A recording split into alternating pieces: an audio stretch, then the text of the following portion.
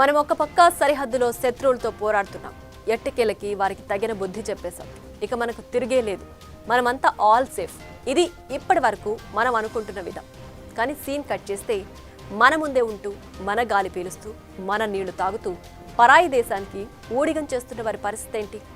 ఇలాంటి వాళ్లను మనం ఎలా పసిగట్టాలి? వీళ్లకు చెక్ పెట్టాలంటే ఏం చెయ్యాలి? ఈ బ్లాక్ షిప్లను కనిపెట్టే దారేది?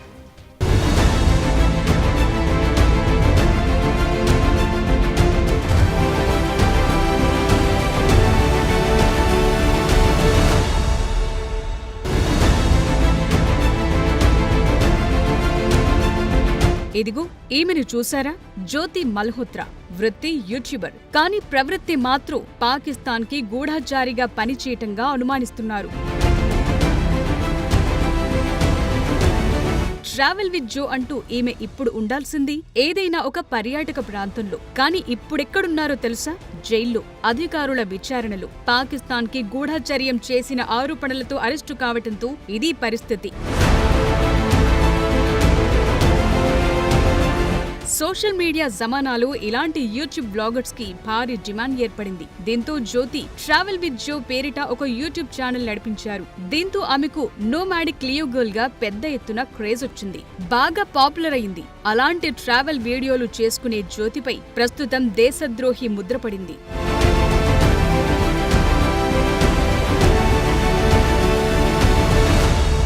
జ్యోతి ఆమె life style, luxury, international links వీటన్నిటిని చూసి గతంలో ఎంతో మెచ్చుకున్న జనం ప్రస్తుతం చేదరించుకుంటున్నారు. జ్యోతిలోని చీకటి కోణం గురించి తెలిసి విస్తుపోతున్నారు. ఆమె ఇలా ఎందుకు మారారు? కారణాలు ఏమైయుంటాయి? ఇందులో ఆమె తప్పిదం ఎంతవరకు? సోషల్ మీడియా ప్రభావం, ప్రలోభాలు వంటి అంశాల్లో ఏది ఎక్కువగా ఆమెను ఈ ఉచ్చులో చిక్కేలా చేస్తుంటాయి అన్నది చర్చనీయాంశంగా మారింది.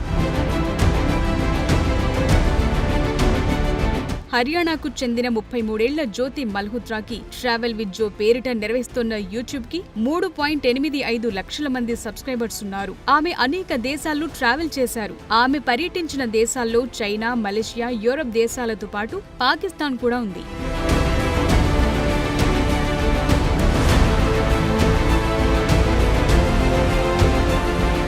సరే, ఈ సోషల్ మీడియా జమానాలో ఇలాంటి వారికి ఒక్కసారిగా హైప్ పెరిగిపోయింది. వీరు కూడా లక్షల్లో ఆదాయాన్ని సంపాదిస్తున్నారు. దీంతో వీరికంటూ ఒక లగ్జరీ లైఫ్ స్టైల్ వచ్చి చేరింది. పరిచయాలు పెరిగాయని భావించడానికి వీల్లేకుండా పోయింది. పాక్ హైకమిషనర్ నుంచి ఆమెకు పర్మిషన్ రావటం, ఖరీదైన హోటళ్లలో బస చేయటం, విఐపి పార్టీలకు హాజరు కావటం అనుమానాలు రేకెత్తించాయి. కొందరు అధికారులు చెప్పేదాన్ని బట్టి చూస్తే ఆమెకు నేరుగా రక్షణ రంగ సమాచారం తెలియకపోయినా పాక్ అధికారులతో అయితే సంబంధాలు ఉన్నట్టు తెలుస్తోంది.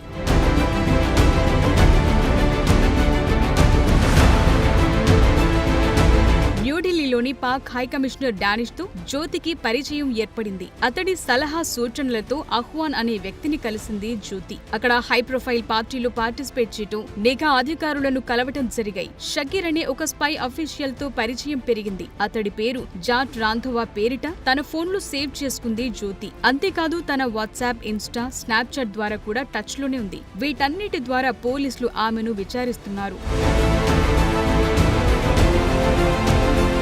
బేసిక్ గా తాను ట్రావెలర్ కాబట్టి రకరకాల ప్రాంతాలకు వెళ్లాల్సి వస్తుంది. అలాగని చౌక ధరలతో కూడిన ప్రయాణాలు, హోటళ్లు, రెస్టారెంట్లలో దిగటం ఆమెకు అలవాటు లేదు. దీంతో అంతా హైఫై, కాస్ట్లీగానే మెయింటైన్ చేసేవారు. అయితే యూట్యూబ్ ద్వారా వచ్చేది తక్కువ, తాను పెట్టే ఖర్చు ఎక్కువ. ఈ కోణంలోనూ అధికారులు కూపిలాగుతున్నారు. పాకిస్తాన్ ట్రిప్ తర్వాత జ్యోతి చైనా వెళ్లారు. అక్కడ ఖరీదైన షాపింగ్ చేశారు. లగ్జరీ కార్లలో తిరుగుతూ ఆ వీడియోలను పోస్ట్ చేశారు. దీంతో ఆమె మన నిఘా అధికారుల దృష్టిలో పడ్డారు. ప్రస్తుతం జ్యోతిని హర్యానా పోలీసులు 5 రోజుల కస్టడీలో ఉంచారు. ఆమె ఫోన్లు, ల్యాప్టాప్ వంటి గ్యాడ్జెట్స్ స్వాధీనం చేసుకున్నారు. ఫోరెన్సిక్ పరీక్షలకు పంపారు. ఆర్థిక లావాదేవీల ఆధారంగా ఆమె వెనకున్నదెవరు, ఏ ఖాతాల నుంచి ఆమెకు డబ్బొస్తోంది అన్న కోణంలో దర్యాప్తు చేస్తున్నారు.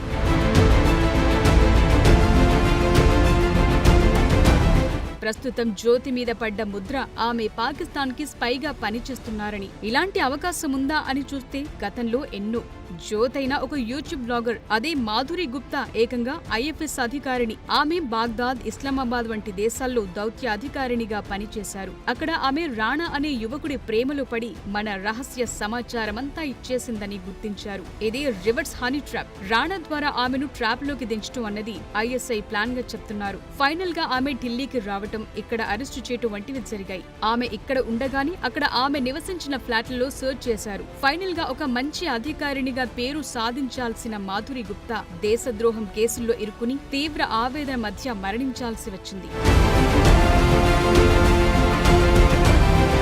రాయబార కార్యాలయాలకు ఇతర దేశాల నుంచి వచ్చే మహిళా అధికారులను ఆకట్టుకోవడానికి కొన్ని దేశాలు కొన్ని ప్రత్యేక బృందాలను ఏర్పాటు చేసుకుంటాయి. ఆ టీంలలో పురుష అధికారులుంటే వారి కోసం ఎలాంటి ఏర్పాట్లు ఉండవు. అతడు స్త్రీలోలుడని తెలియగానే ఎవరో ఒక స్త్రీని ఎరవేస్తారు. ఇక మాధురి గుప్తా స్టోరీ విషయానికొస్తే ఆఫ్ఘనిస్తాన్ లో మన దేశ దళాలు ఒక సీక్రెట్ మిషన్ లో ఉన్నాయి. ఈ విషయాన్ని మాధురి ఐఎస్ఐకి చేరవేసింది. దీంతో మన భద్రతా దళాల్లోని 17 మంది బాంబు దాడికి గురై చనిపోయారు. మాధురి గుప్తా దేశ భద్రతకు సంబంధించిన ప్రతి సమాచారం ఐఎస్ఐకి చేరవేసేదని గుర్తించారు. ఈమెపై ఎరగా వాడిన వ్యక్తిని పక్కన పెట్టి డైరెక్ట్ గా ఐఎస్ఐ టచ్ లోకి వచ్చేసింది. కావాలని పాకిస్తానీ ఉద్యోగులతో పరిచయాలు పెంచుకునేది. వారి చిన్న చిన్న ఫంక్షన్లకు కూడా అటెండ్ అయ్యేది. అక్కడ ఐఎస్ఐ వారిని కలుసుకునేది. ఇక్కడే మన ఐబీ రాకీ అనుమానం వచ్చింది. ఇంత పెద్ద అధికారి చిన్న డ్రైవర్ ఇంటి ఫంక్షన్ కు వెళ్లటమేంటి అన్న కోణంలో నిఘా పెట్టి చూశారు. విషయం మొత్తం బయటకొచ్చింది. దీంతో దేశద్రోహం కేసు పెట్టారు. రాణాతో తన ప్రైవేట్ ఫోటోలు, వీడియోలతో బ్లాక్మెయిల్ చేశారని కోర్టుతో మొరపెట్టుకున్నారు మాధురి. అంతేకాదు, నాకొచ్చే జీతం డబ్బులు సరిపోయేవి కావు, ఎక్కువ డబ్బు సంపాదించాలన్న కోరిక కూడా తాను వారికి లొంగిపోవటానికి ఒక కారణంగా చెప్పుకుంది. ప్రస్తుతం ఆమె మరణించటంతో పాకిస్తాన్లో ఈమె పేరిట ఉన్న అకౌంట్లో ఐఎస్ఐ డబ్బులు అలాగే మూలుగుతోందని అంటారు. జ్యోతి వ్యవహారంలో అలా జరుగుంటుందా అన్న అనుమానాలకు, ప్రశ్నలకు సమాధానాలు మనకు మాధురి గుప్తా స్టోరీలో తెలుస్తాయి. ఒక కేస్ స్టడీగా తీసుకుని చూస్తే పలు విషయాలు అవగతమవుతాయి. ఇలా జరిగే అవకాశాలుండడంతోనే మన నిఘా వర్గాల వారు జ్యోతిని అరెస్టు చేసుంటారు. దానికి తోడు ఒకరినిలా అరెస్టు చేయాలన్న బ్యాక్గ్రౌండ్ లో ఎన్నో క్రాస్ చెకింగ్స్ ఉంటాయి. జ్యోతి విషయంలో అలాంటి ఎవిడెన్స్ లు దొరకటం వల్లే అధికారులు ఆమెను అరెస్టు చేసినట్టు చెప్తున్నారు. విచారణలో జ్యోతికి సంబంధించి ఎలాంటి సంచలనాలు బయటపడతాయో తేలాల్సి ఉంది. దానికి తోడు దేశవ్యాప్తంగా పెహల్గాం దాడుల కారణంగా తీవ్ర ఉద్రిక్త వాతావరణం ఉంది. ఈ సమయంలో చిక్కిన జ్యోతిపై పెద్ద ఎత్తున చర్యలుండే ఛాన్సులు కనిపిస్తున్నాయి.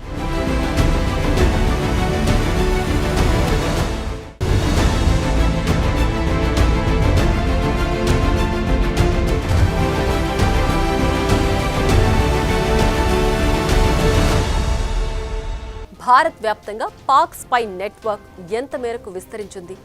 ఆపరేషన్ సింధూర్ తర్వాత చేసిన సోదాలతో తెలిసిందేంటి? ఇప్పటి వరకు ఎంతమంది అనుమానితులను అరెస్ట్ చేశారు? ఆ వివరాలేంటి? వీళ్ళెందుకని ఇలా చేస్తున్నారు? మతాలకు అతీతంగా కొందరు కేవలం డబ్బుకి కక్కుర్తి కోసమే ఇలా నడుచుకుంటున్నారా? వీరిలో కూలీల నుంచి వ్యాపారుల వరకు ఉన్నారంటే వీరి మెయిన్ మోటివ్ ఏంటి?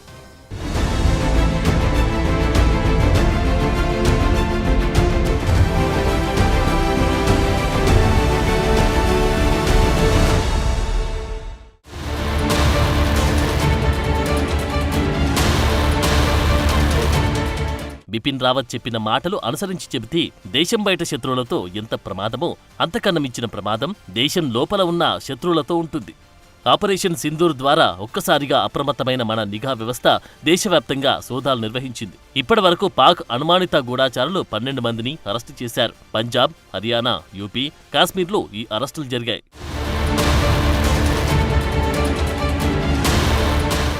ఆపరేషన్ సింధూర్లో కీలక సమాచారం వీరు చేరవేసినట్టుగా గుర్తించారు. అరెస్టైన వారిలో దినసరి కూలీల నుంచి వ్యాపారుల వరకు ఉండడం గమనార్హం. వారెవరని చూస్తే యూపీలో వ్యాపారి షహబాజ్ అరెస్టయ్యాడు. ఐఎస్ఐ హ్యాండర్లకు డబ్బు, సిమ్ కార్డులను అందించాడితను. ఇక యూట్యూబర్ జ్యోతి మల్హోత్రా సంగతి సరే.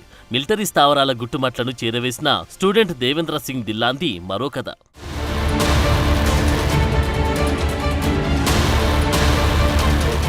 పంజాబ్లో టెక్ ఎక్స్పర్ట్ ముర్తాజా అలీ అరెస్టయ్యాడు. ఇతడు కమ్యూనికేషన్ కోసం ఒక కొత్త యాప్ క్రియేట్ చేశాడు. పంజాబ్లో గజాలా, నామిన్ మహమ్మద్ సైతం అరెస్టయ్యాడు. హర్యానాలో హార్మన్ అని 23 ఏళ్ల యువకుడు ఇలాగే అరెస్ట్ అయ్యాడు. యూపీకి చెందిన 24 ఏళ్ల యువకుడు నోమన్ ఇలాహీని సైతం అరెస్టు చేశారు అధికారులు. తన బంధువుల అకౌంట్ నుంచి ఐఎస్ఐ హ్యాండర్లకు డబ్బు పంపాడు ఇలాహీ.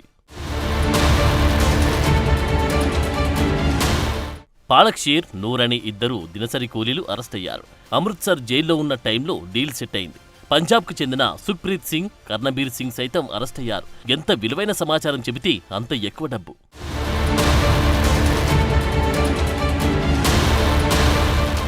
వీరంతా మనలో ఒకరిగా ఉంటారు, మనతోనే ఉంటారు, మన నీరు తాగుతారు, మన గాలి పీలుస్తారు, మనం పెట్టే తిండి తింటారు, మన ద్వారా సంపాదించే డబ్బు ఖర్చు చేస్తుంటారు. వీరంతా మనకు రకరకాల వ్యాపారులుగాను ఇతరత్ర పనులు చేసుకునే వారిగాను కనిపిస్తారు. కానీ వీరందరూ నమ్మదగిన వారు అనడానికి వీల్లేదు. చిన్నా చితకా మొత్తాలకు మన రక్షణకు సంబంధించిన సమాచారాన్ని దేశద్రోహుల చేతికి అందిస్తుంటారు.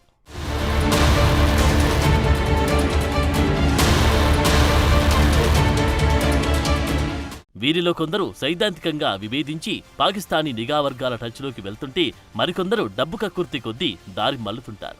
ఉదాహరణకు జ్యోతి లాంటి వారు బాగా చదువుకొని లైఫ్ని ఒక స్థాయిలో లీడ్ చేసే ఛాన్స్ ఉన్నా దాన్ని వదులుకొని మరింత అడ్డదారులు తొక్కి మరిన్ని ఎత్తులకు చేరాలని అడ్డంగా బుక్ అయిపోతుంటారు. ఇప్పుడు జైల్లో ఏ 5 స్టార్ ఫెసిలిటీస్ ఉండవు, ఏ లగ్జరీ లాంజ్ ఉండవు, ఏ ఖరీదైన జీవన శైలి దక్కదు. నేరం రుజువైతే జీవితకాలం జైలే. ఎందుకంటే ఇది దేశద్రోహం కేసు కాబట్టి.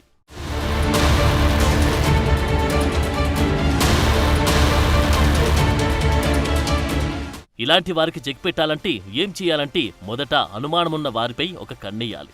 వారి కదలికలపై నిఘా పెట్టాలి. వారి మీద అనుమానం రూఢి అయ్యాక వీరి సమాచారాన్ని COMATSANSAD.INC.IN అనే అడ్రస్కి మెయిల్ చేయాలి.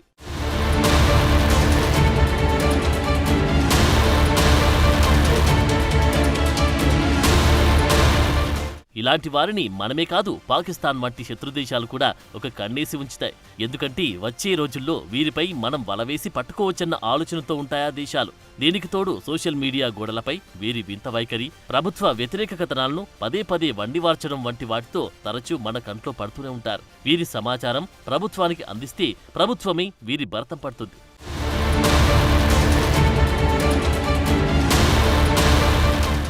ఆల్రెడీ మన అధికార వర్గాలు ఈ దిశగా ముందుకు సాగుతున్నాయి. కంటికి కనిపించని మరికొందరు శత్రువులు మన కంటి ముందే తిరుగుతున్నా మనం గుర్తుపట్టలేకున్నాం. ఇలాంటి వారి కదలికల్లో అసాధారణత కనిపిస్తే మనం చొరవ తీసుకుని దేశ భద్రత కోసం పోలీసులకు చెప్పడమో మెయిల్ చేయడమో చేస్తే ఇక వారి పని అధికారులు చూసుకుంటారు.